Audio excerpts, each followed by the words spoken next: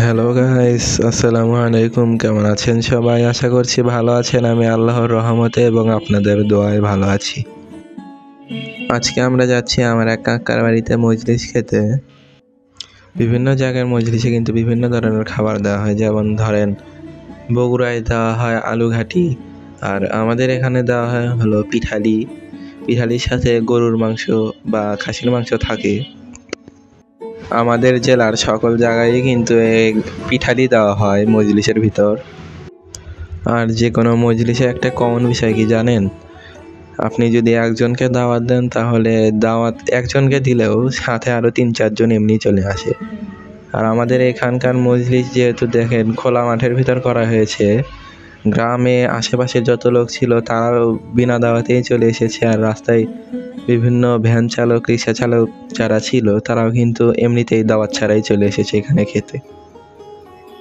আসলে মজলিসের ভিতর এরকম অনেকেই দাওয়াত ছাড়া চলে আসে, অর্ধেকের বেশি মানুষই দাওয়াত ছাড়া চলে আসে।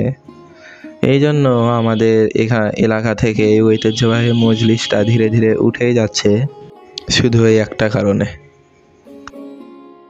গাইস, আমরা কিন্তু মজলিস যে জায়গায় হচ্ছিল সেখানে যেতে অনেকটাই দেরি করে ফেলেছিলাম, যার জন্য আমরা খাবার একটু দেরিতে পেয়েছিলাম। এখানে কিন্তু অনেক লোকজন এসে বসার পরে আবার দেখতেই পেলেন আপনারা, না খেয়ে প্লেট নিয়ে তারা উঠে গেল বাড়িতে নিয়ে যাওয়ার জন্য।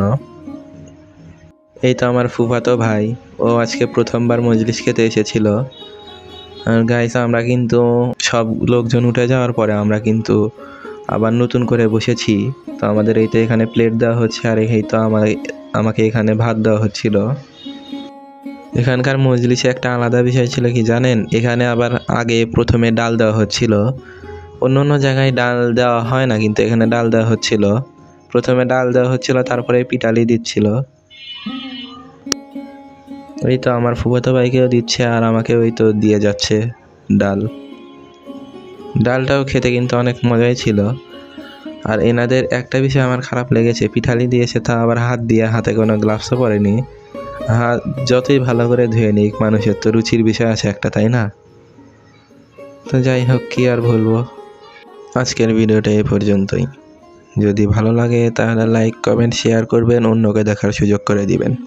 ফেসবুক থেকে দেখে থাকলে ফলো করে দিবেন, ইউটিউব থেকে দেখে থাকলে সাবস্ক্রাইব করে দিবেন। ধন্যবাদ। আসসালামু আলাইকুম।